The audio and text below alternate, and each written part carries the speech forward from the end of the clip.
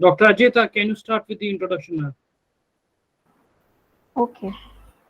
Good afternoon, everyone. So today we are here for the second lecture of day 16 of our 21 days national training course on advances in veterinary research for sustainable development of livestock sector. So we are obliged today to have with us Dr. Himani Dhanje as our expert speaker. I welcome you, ma'am. And before we proceed, let me introduce our speaker to our participants.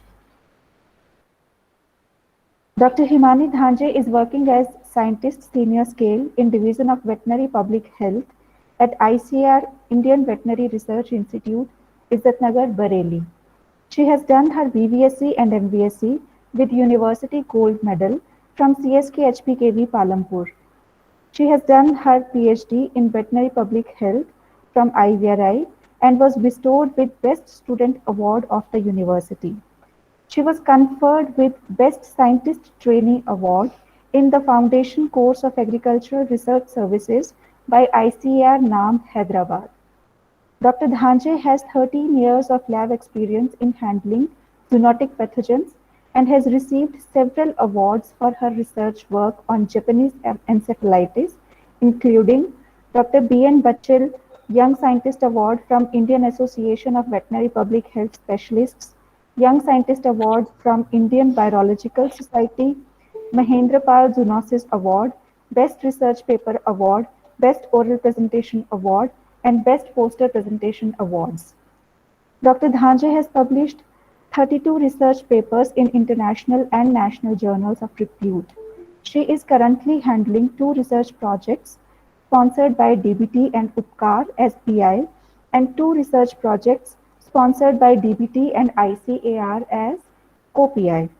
So today she will deliver a lecture on the topic One Health Approach to Combat Zoonosis, an Indian Perspective. Ma'am, it is a matter of immense pleasure to have you with us. Shall we start with your presentation? Yes, Dr. Jeta, thank you so much for introducing me. You're welcome, ma'am.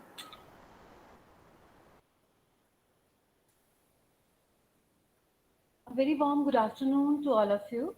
I'll be discussing One Health approach to combat zoonosis, an Indian perspective with you today. The presentation outline. In my presentation, I'll be covering the zoonosis, like what is zoonosis, what is its importance, and the burden of zoonosis in Indian context. What is One Health? The approach of One Health at ICR. What are the challenges in One Health approach? The success stories of our country and the way forward. So as you all might be knowing, like zoonosis are include all those diseases which are naturally transmitted between the animals and the humans. So why zoonosis is so important? Because 60% of the existing human infections, they are zoonotic in nature.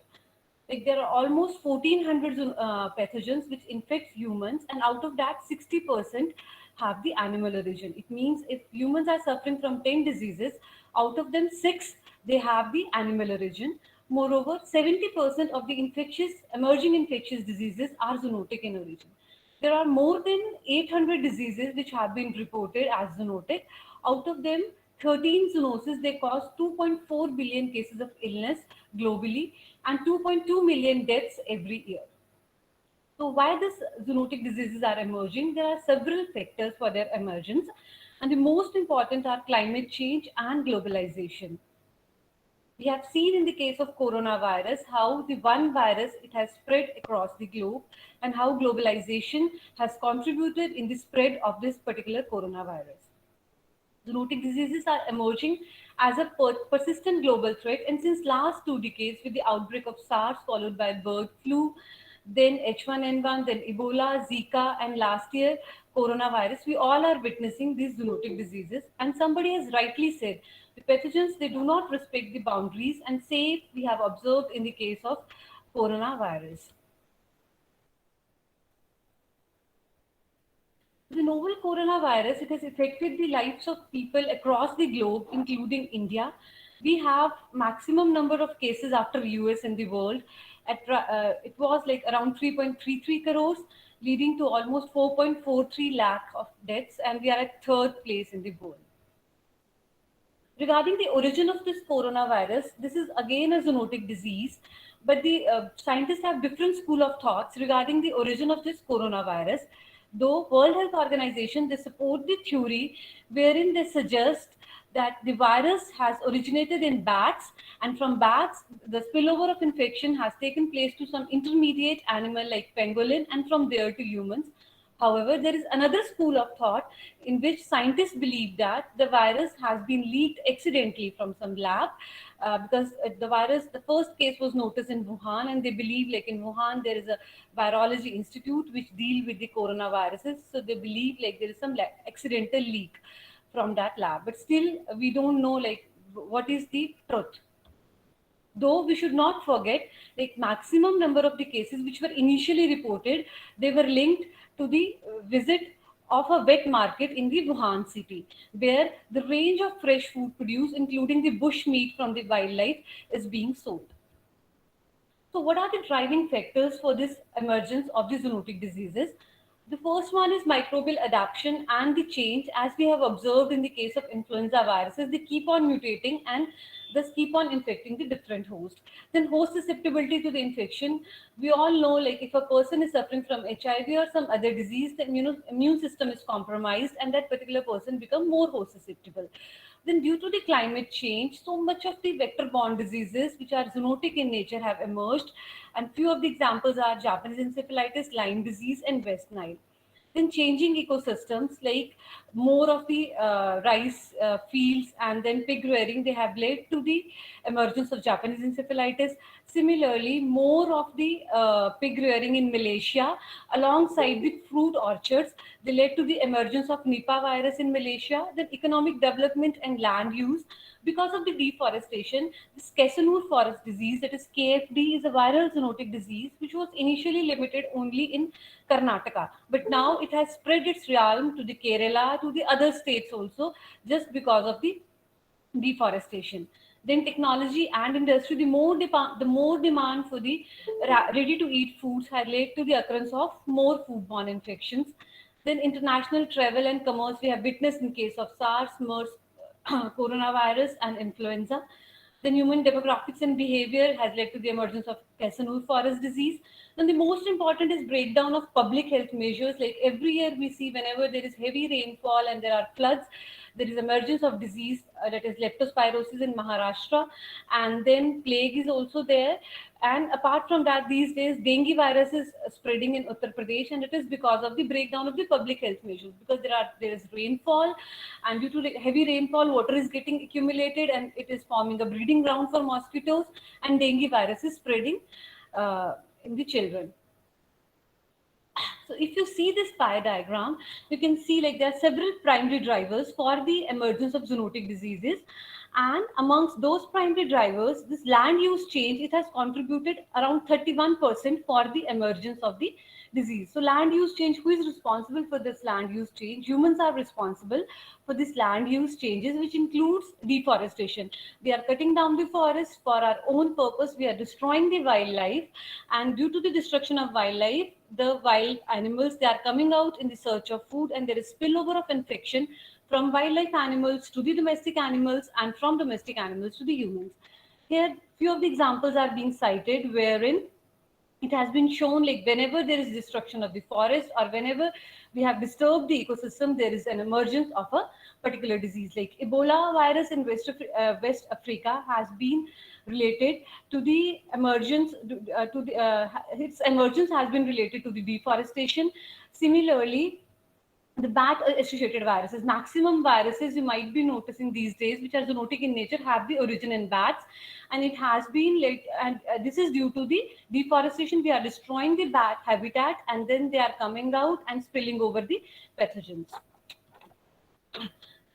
In this diagram, Suresh and the co-workers, they have beautifully described like how the pathogen, it is being resided in the animals. Then slowly, when human venture into the animal habitat, it gets transmitted from animal to the humans, then again from animals to the other humans, and finally, it creates pandemic when it is being transmitted from human to humans.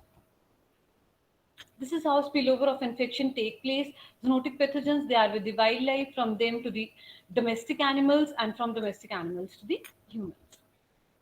Coming to the Indian status, what is the status of zoonotic disease in India? We have several zoonotic diseases in our country, and we have the maximum burden of tuberculosis in world. In India, maximum burden of tuberculosis is there. I have taken the data for the year 2019 because for most of the diseases, they were unreported due to coronavirus outbreak in 2020.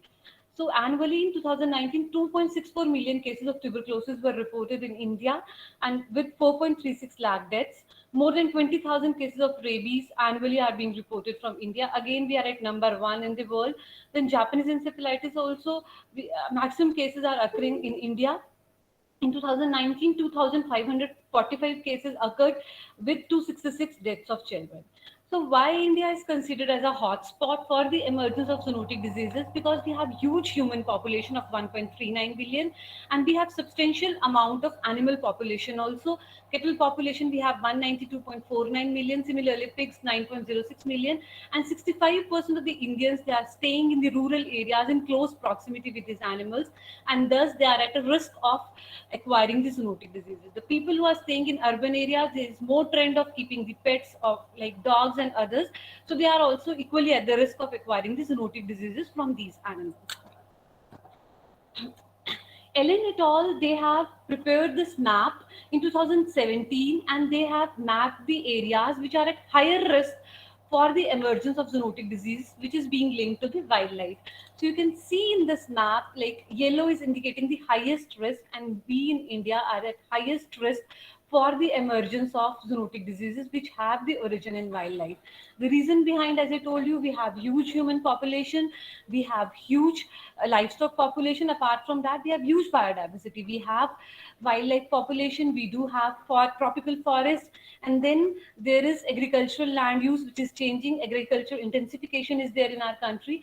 So India is considered as the hotbed for the emergence of zoonotic diseases. At IBRI, what we have done is we have developed one app for these zoonotic diseases to spread the awareness amongst the common man so that they can protect themselves from the zoonotic diseases. And in this app, we have covered 15 most important zoonotic diseases in India. If you wish to spread the message of zoonosis amongst the common man or amongst the farmers, you can download this app from the Google Play Store, or you can scan this QR code and you will be getting the link for downloading this app. We have covered the modes of transmission of zoonotic diseases in this app. Apart from that, 15 important zoonotic diseases are there, and under each disease, I have taken here the example of Nipah virus. We have told the etiology, transmission, then symptoms, diagnosis, diagnostic labs, prevention and control. And the most important part is do's and don'ts, like what should be done and what should not be done. Like this is for the common man, like what they should do to prevent themselves from falling sick due to these zoonotic diseases. Then zoonosis of major public health concern I have mentioned here. Like we have rabies in India, we have tuberculosis, brucellosis, anthrax. Japanese encephalitis is re-emerging in India. Then other emerging diseases are Nipah, avian influenza, and CCHF. Well, we have huge burden of zoonotic disease in our country. Till now, the approach for zoonotic diseases was more of the reactive than of the proactive. But after the pandemic of coronavirus, it has forced us to rethink about our approach regarding tackling this zoonotic disease, and especially it has forced us to think about the One Health approach. As I have discussed with you all, the factors which are responsible for the emergence of these disease. So you might have seen like maximum factors are associated with the land use, where human intervention is there, where there is deforestation, where we have destroyed the wildlife. So in that case, a veterinarian alone or a medico alone won't be able to tackle this zoonotic disease. We need the help of wildlife specialists. We need the help of environmentalists to tackle this zoonotic diseases, and that will be under the umbrella of One Health approach. So what is One Health triad? Under One Health, we talk about human health, we also talk about animal health, and we talk about environmental health. These three healths are interlinked with each other. And this One Health has been defined by One Health Commission as the collaborative effort of multiple health science professionals who are working together at local, national, and global level to attain optimal health for people, domestic animals, wildlife, plants, and our environment. Earlier in veterinary public health, we used to talk about only the health of animals and the health of humans. But now we have to consider the health of wildlife also, we have to consider the health of environment also. Then only we'll be able to combat the zoonotic disease, then only we'll be able to prevent the next pandemic of these zoonotic diseases. So, scope of One Health is wide. There are several areas which can be addressed using this One Health approach, including zoonosis. So, what are the strategic outcomes if we'll be using the One Health approach? We'll be able to protect the people from zoonotic disease. There will be protection of food safety and security. We'll be able to protect animal health and welfare, and obviously at the end we will be able to protect our trade related to the animal origin food. So this pie diagram, it is reflecting the One Health initiatives in developed versus developing countries. India is a developing country, and you can see like in developing countries like India, One Health initiatives are just 18%. Though, according to the report of ILRI, we have the highest burden. Southeast Asian countries and African countries, they have the highest burden of these zoonotic diseases. These red dots, they are showing one or more people or animals out of 100 infected by one or more zoonotic disease. So you can see like we have huge burden, but till now the One Health approach in India has been more in books, and there is less of the practical approach in our country. Coming to the One Health at ICR, the concept, it began in pre-independence era with the establishment of Imperial Bacteriological Lab in Pune in 1889, with Dr. Alfred Lingard as a medical bacteriologist as the in charge of IBL. Then this IBL was shifted to our Mukteshwar campus, and it began addressing the livestock diseases, including zoonotic infections. They have produced the antisera against anthrax and tetanus. They have developed the diagnostic against the glanders. And then in post-independence era, the ICR IBRI, it was continuously coordinating with NCDC and Wildlife Institute of India to give the timely diagnosis for the zoonotic diseases. Apart from this, the surveillance of exotic animal diseases, including CCHF, Nipah, avian influenza, swine influenza, is being done at Nisad Bhopal, which was earlier the part of IBRI only. And in during the pandemic of COVID-19, our ICR institutes, they have played a very important role in giving the diagnosis for the human samples. They have screened huge number of human samples. It was done at ICR Nisad Bhopal, at IBRI also, at Nivedi also, and at ICR NRC Quine also. So if we are giving the diagnosis for the human samples, if we are collaborating with our medical people, this is our small initiative to apply the One Health approach. Achievements of the significance by Veterinary Public Health Division. I'm working as a scientist in Veterinary Public Health Division at IVRI, which was established in 1971 with the objective of applying the professional veterinary knowledge and skills to solve the human health problems with the ultimate goal of protection and improvement of human health. We have served as FAO WHO Collaborative Center for Research and Training in Veterinary Public Health from 1982 to 1997. Our Brussels lab was also the reference center of WHO and FAO. Apart from that, our division has been accorded with several distinctions, including the discovery of phage and development of several diagnostics for various zoonotic diseases. We have ran one outreach program on zoonotic diseases. It was the brainchild of our division. This program was started in 2009, and it ended up in March 2020. It was successfully ran for almost 10 years, and we were the coordinating unit at IVRI, and we were working with the 18 different collaborating units, including the ICR institutes and state agriculture universities. Under this program, we worked on 22 zoonotic diseases. We had one medical partner also from Jalma, Agra. And the outcome was great. We were able to generate the authentic baseline data on various zoonotic diseases, including avian influenza, Japanese encephalitis, brucellosis, amongst parasitic trichinella, and then fungal diseases also. We created a repository of various bacterial pathogens, parasitic pathogens, and fungal pathogens. Apart from that, the molecular characterization work was done on important zoonotic pathogens, including genotyping, virulence, and biofilm formation. We were able to develop 18 different diagnostics for 13 zoonotic diseases. So that was the outcome of this outreach program on zoonotic diseases.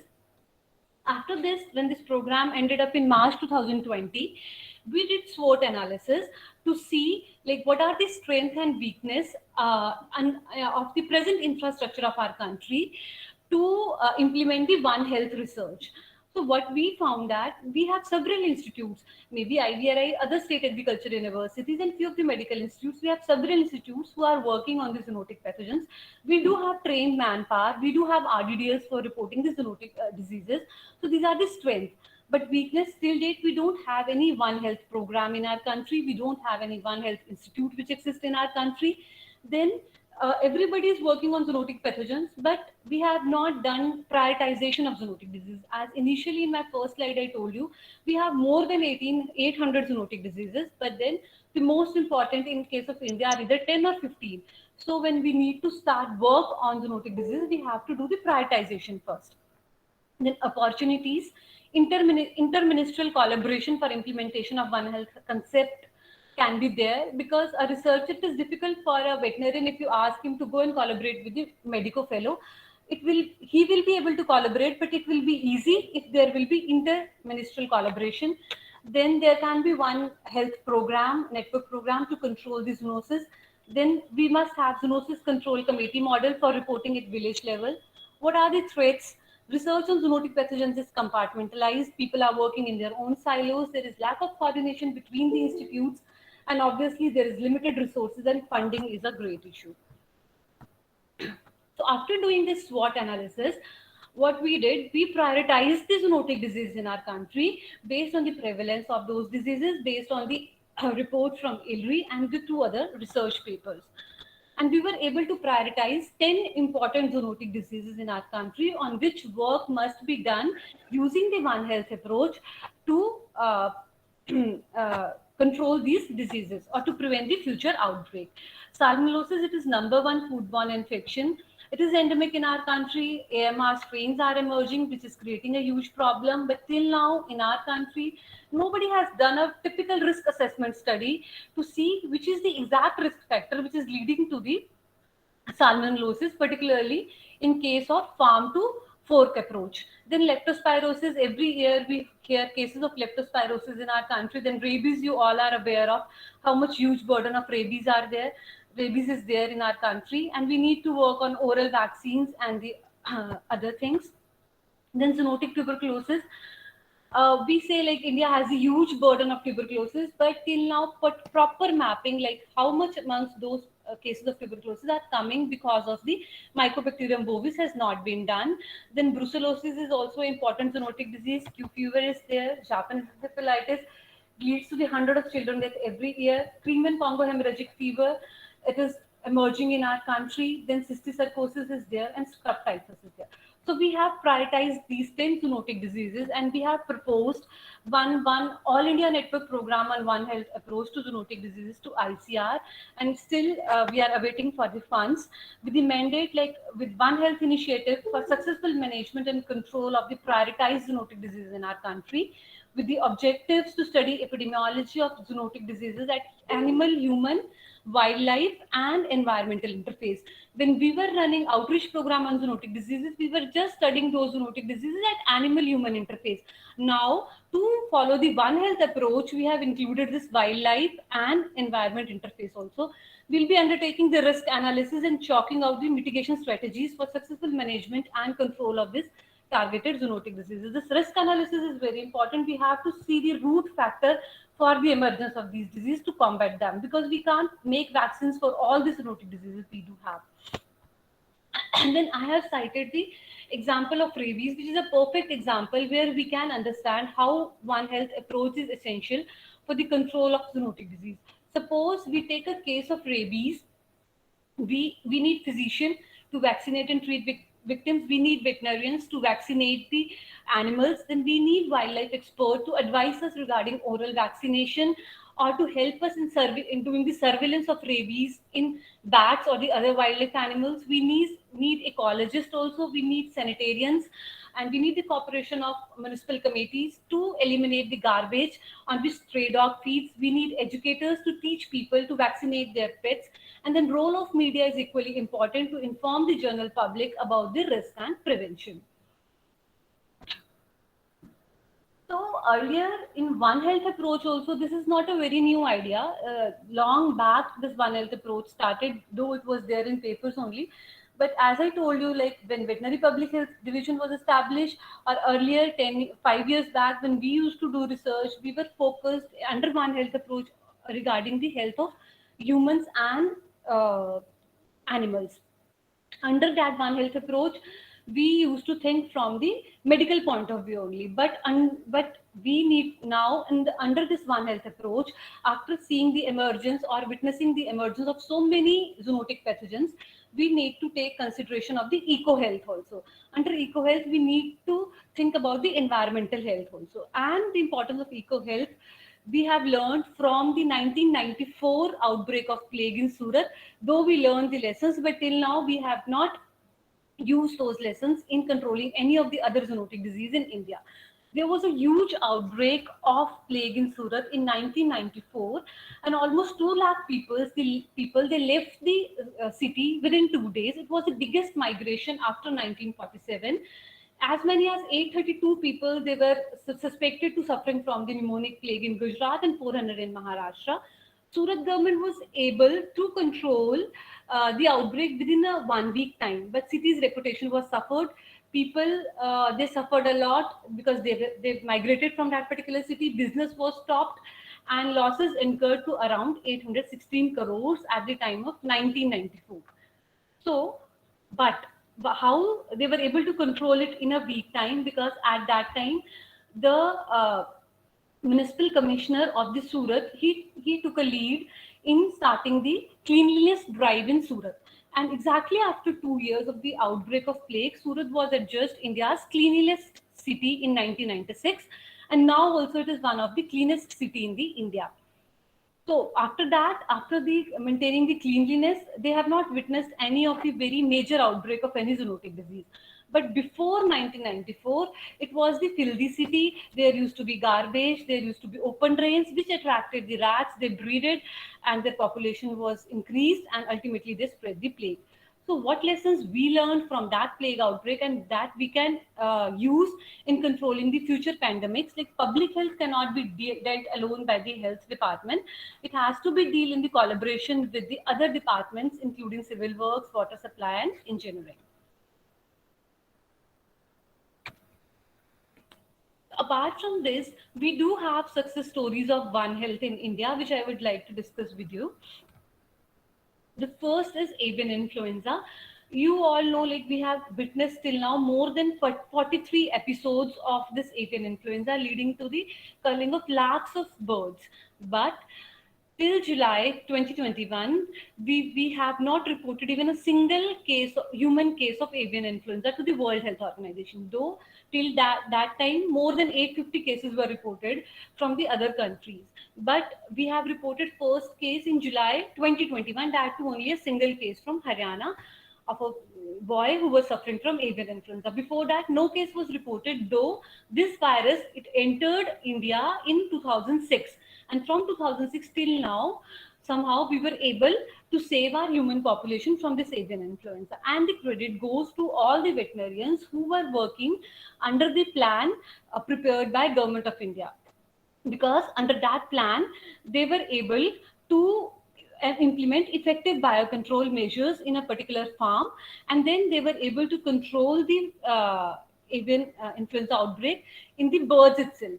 So by following all the guidelines which were led by the DADF, Government of India, and by the contribution of veterinarians, we could save our human population. So I consider personally this as a One Health success story. Even IVRI, till now also we have CADRAT, which is involved in surveillance of this H5N1. So we have our own contribution. These are few of the newspaper clippings where the efforts of veterinarians were appreciated as they were able to control the outbreak. Then second success story is regarding the Nipah. Again, Nipah is a viral zoonotic disease. This virus has originated in bats. From bats, it has spread to the pigs, and from pigs to the humans. And directly, it can be transmitted from the bats to the humans also. This virus was first reported in 1998 in Malaysia.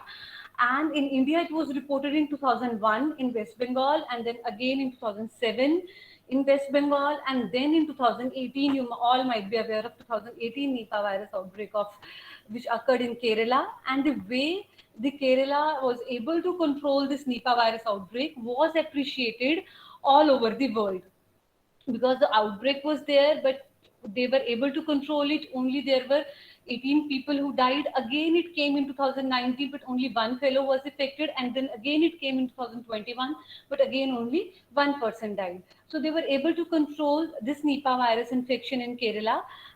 Why they were able to control? Because they formed multidisciplinary team, which included veterinarian also, which included epidemiologist also, which included a medical person also, and their efforts were appreciated around the world. And then our institute, Nisad Bhopal, they have also the role to play in it, because they screened all the batch samples from there. Then Japanese encephalitis, it is being considered as one of the success stories of our institute, because the work it started in our division when there was huge outbreaks of Japanese encephalitis in Gorakhpur area, and hundreds of children were dying in Uttar Pradesh.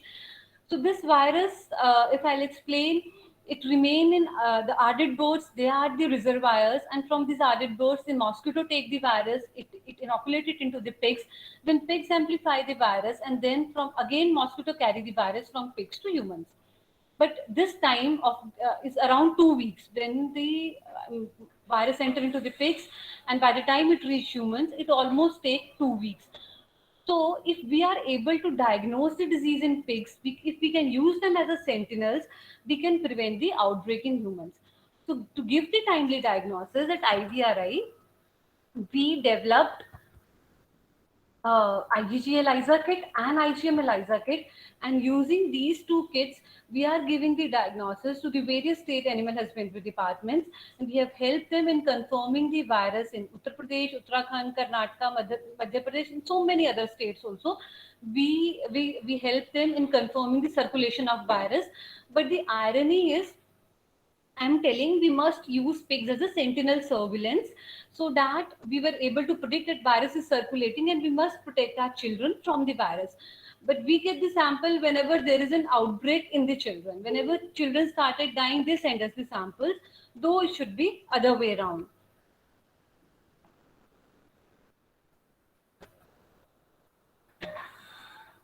I'll take one case study to explain like how we helped the children of Odisha from dying. There was a huge outbreak of Japanese encephalitis in Malkangiri.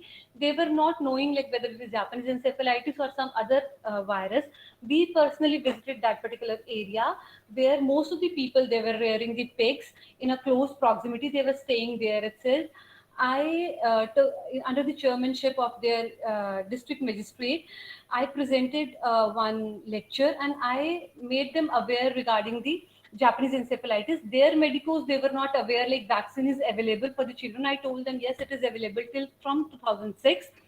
And then we screened the pig samples. We were able, with the help of the local administration, we were able to convince the tribal people to keep their pigs away from their households, and we screened the samples. And as I told you, the key question was whether virus is there or not, and we screened the samples, and we get the huge positivity in Malkangiri. And then we started screening samples from all the other districts of Odisha, and we told them, yes, the virus is circulating in Odisha, and till now only children have died in Malkangiri. It's better if you use the preventive measures like fogging to prevent the breeding of mosquitoes, and make public aware of this disease in other districts also. So we reported for the first time, and then what was the outcome? Due to our timely diagnosis in swine, the children in Odisha were saved, and we got the appreciation letter from Animal Husbandry Department also, and from their State Health Department also. These are the few of the clippings wherein our efforts were appreciated in saving the children in Odisha. Coming to the priorities, like I discussed with you, what are the zoonotic diseases, how much burden is there, what are the driving factors which are there for the emergence of disease, what is One Health, how we can apply the One Health concept at our own level, and then now what is the way forward. So as a researcher, what we can do is we can help in generating the authentic baseline data on the occurrence and burden of zoonotic disease. We can help our superiors in setting up the diagnostic labs, and then we can use animals as a sentinel for early warning system for the reporting of emerging zoonotic diseases. Animals, they have a huge role to be as a sentinel. We can use animals. I gave you example of Japanese encephalitis. There are several other examples where we can use animals as sentinels to predict the disease emergence in humans. So that can be done. Apart from that, intersectoral collaboration is required. Already MOU has been signed between ICR and ICMR, and because of that MOU, there is niche area of excellence which has been established in College of Veterinary Sciences, Nagpur, with Medical Institute Wardha. So coming to the need of the hour, what is needed? There must be a consensus among the stakeholders. There must be collaboration among the professionals. There must be cooperation among the interdisciplinary groups. Then coordination among the partner agencies, and commitment is required. As we talk about the intersectoral approach, which is the need of the hour to implement this One Health approach in our country, under that, what is needed, as I discussed before, monitoring and surveillance. We need to monitor, and we need to do the surveillance of zoonotic diseases. Information sharing is very important. Then risk analysis, for whether it is for zoonotic disease or for any of the other infectious disease which is affecting animals. Risk analysis is very important, and very few research has been done till now in our country on this risk analysis area. Then we need to increase more research on zoonosis. Then capacity development is there, policy formulation and implementation, which is not in our hand. What is there in our hand as a researcher? We can contribute in monitoring and surveillance. We can do research on zoonotic pathogens. We can do research on other infectious diseases affecting animals. We can study the risk analysis area, and we can educate our public. We can educate our farmers regarding the zoonotic diseases, so that they can protect themselves from these zoonotic diseases, as most of them are preventable if we follow good habits. There are few existing barriers in implementation of One Health in our country. The first one is the passion for the professional excellence.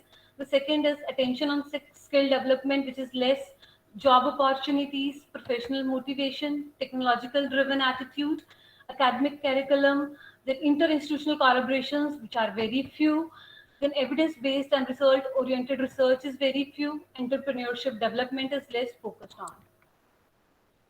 Few days back, I was going through one of the paper which was being published by United Nations Environment Program. They have given the 10 recommendations for combating the zoonosis based on the One Health approach. I thought of discussing these recommendations with you all, because you all are intellects and you can use these recommendations in one or the other areas, so you can make your contribution for combating these zoonotic diseases. The first one and the foremost important recommendation which they have given is awareness of zoonotic disease amongst the common man. Then increasing the investment in interdisciplinary approach, which is not in our hands. I have written the things which a researcher can do, or area in which a researcher can contribute in the red color. The third recommendation was expand the scientific inquiry into the complex social, economic, and ecological dimension of zoonotic disease.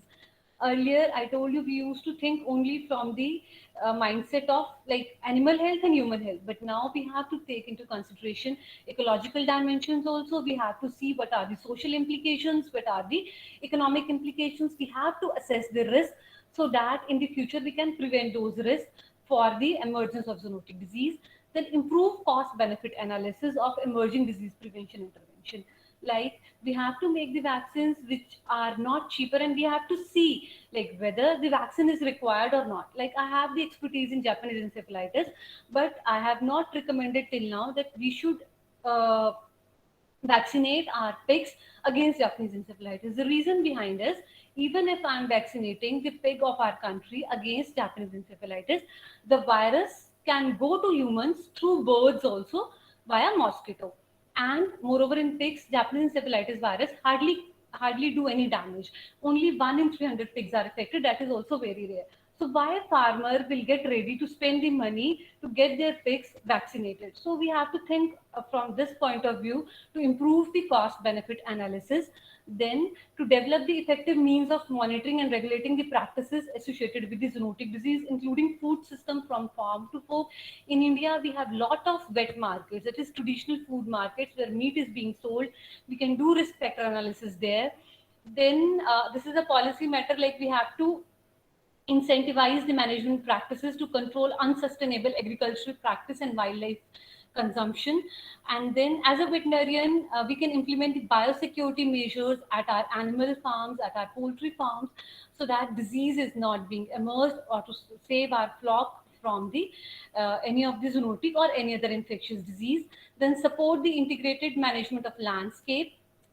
Like earlier we used to say, like whenever there is a disease outbreak, a multidisciplinary team should be formed. Now they say, like while the landscapes are being changed, like whenever we are changing the land use pattern, in my slide where I have shown the factors for the emergence of disease, I told you like major factor 31% is because of the land use change. So whenever they are cutting the trees for the development of national highways, are they only consulting the officials from the forest department, or they are consulting a medico also and a veterinarian also? The fact is they are only taking the permission from the forest official departments and the court.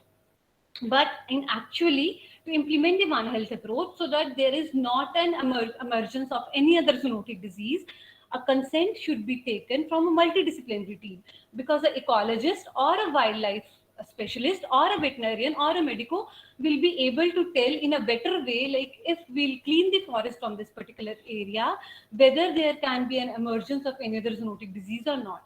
So that's what ILRI and United Nations of Environment Program says, like adequately mainstream and implement One Health approach in land use and sustainable development planning amongst the other fields. So, coming to the conclusion of my presentation, diseases are preventable and manageable by practicing One Health approach, by creating awareness about the diseases, food safety, and AMR issues through public education, by monitoring the health of humans, animals, plants, wildlife, and sea life, and by identification of the hazards and exposure control plan. Apart from that, we must adopt the biosecurity measures in poultry and the animals farm and the animals rearing in backyard or commercial settings, and we can prevent the another pandemic by resorting to the ecological interventions to prevent and manage zoonotic pathogen spillover. A few of the take home messages: contribute well in disease monitoring and surveillance as a veterinarian, promptness in vaccination and treatment, create public awareness regarding the zoonotic diseases, break your organizational silos and collaborate with the researchers of the other discipline. Finally, I would say One Health is not a complex idea. It is a simple vision which can be executed by anyone. Therefore, educate, enlighten, and economize disease prevention. Thank you. Thank you so much, ma'am, for such an extensive and informative presentation. And I congratulate you for your contribution toward the early diagnosis of Japanese encephalitis in India, and for the contribution of the division of VPH for the work done under the outreach program of zoonosis. So we would like to take the questions first. There are two comments in the chat box. The first one is from Dr. S. Krishna Kumar. He's telling that JE reported in Tamil Nadu during 2010 among swine population of southern part of state. I think this is a piece of information. This is not a question. The next he is asking E. coli O157 in India. Your opinion, ma'am? Yeah, E. coli O157 has been reported from India. It is there, but E. coli is a very important foodborne pathogen, and this O157, mostly the outbreaks which have taken place in humans, they have correlated it to the beef consumption. Because the cattle, they are the major reservoirs for this E. coli O157H7. And in India, beef consumption is very less. So I won't say that it is not important from Indian point of view. It is important, but we don't have much cases of E. coli O157 as compared to salmonellosis or campylobacteriosis. Okay, thank you, ma'am. Any other participant, if wants to ask any other question, they can either unmute themselves or type in the chat box. I think there are no further queries. Good afternoon, madam. This is Krishna Okay, Kumar from Tamil Nadu. there is, Madam, okay. this is Krishna Kumar from Tamil Nadu. Yes, you are audible, sir. Yeah, which is this Suravar is circulating among the human population and animal population right now related to leptospira. Any recent studies there from your side? Serovars of Leptospira circulating in human, human population, he's and asking animal now. populations. And animal Can you population. repeat, Ajayta? Dr. Ajayta, can you please Okay, repeat okay. his question? Ma'am, he's asking that what are the serovars of Leptospira which are circulating in human or animal population in India? Do you have any knowledge or you have done any work on that or something? Particularly, I have not done work, but yes, the work has been done in IDRI, and there are several serovars which they have identified, which are circulating in humans also, and they are circulating in animal population also. The major one are like Icterohemorrhagia, Pneumona, Canicola. They all are there, which is contributing maximum to the illness of humans also, and in animals also. Okay, ma'am. There is one more question from Suresh Ramalingam, Dr. Suresh Ramalingam. He's asking, vaccination failure is a big problem. Please advise how to select a good vaccine. Uh, yeah, this is very pertinent question. We all understand like vaccination failure is a big problem. I'm not the immunologist. Like I can't advise you how to select a good vaccine. If you are working in a field, the only thing which we can do is we can maintain the cold chain. Otherwise, selecting a vaccine is not in the hand of veterinarians or in the hand of the researchers.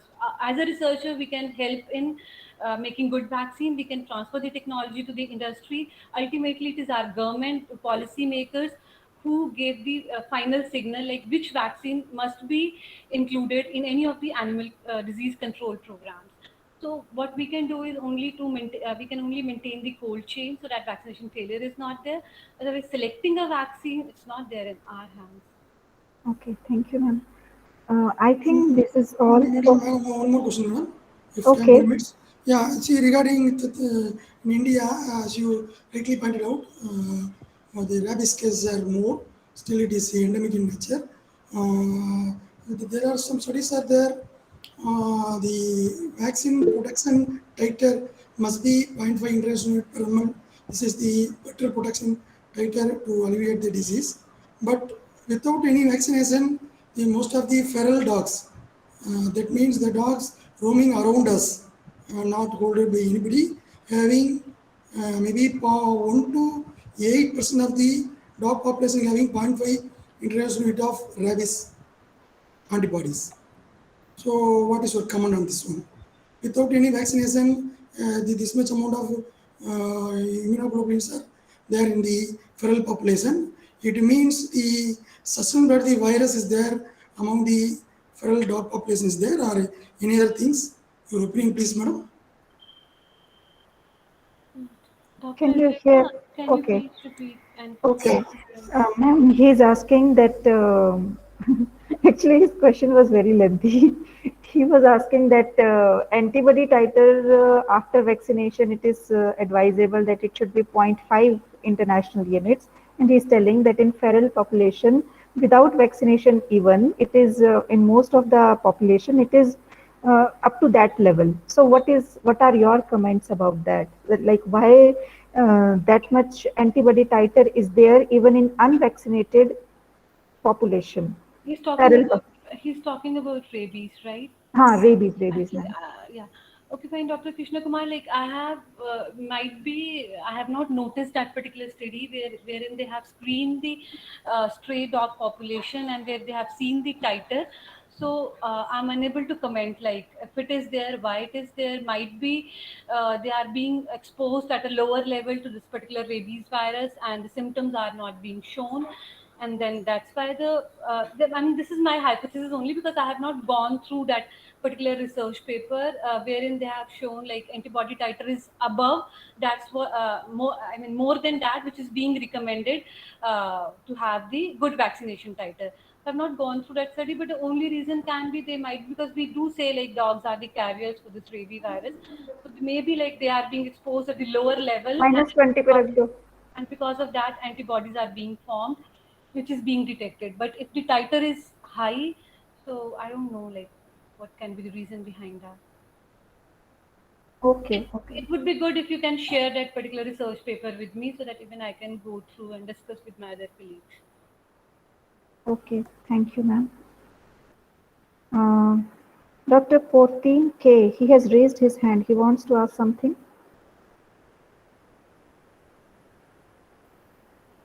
Okay. So I think this is all from the question answer part. So I conclude with this that I extend my sincere thanks to Dr. Himani for such a beautiful and extensive presentation. And thank you so much, ma'am, for sharing your research experience with us. And this is much needed lecture as we are in the era of COVID-19 and other pandemics. We're not just the academicians and veterinarians, but the general population also needs to be sensitized. So I think your presentation is very informative for our participants. And thank you so much, ma'am. Thank you, Dr. Ajeta, and my special thanks to all the organizers for inviting me to share my views regarding zoonosis and One Health approach. Thank you. Thank you, ma'am.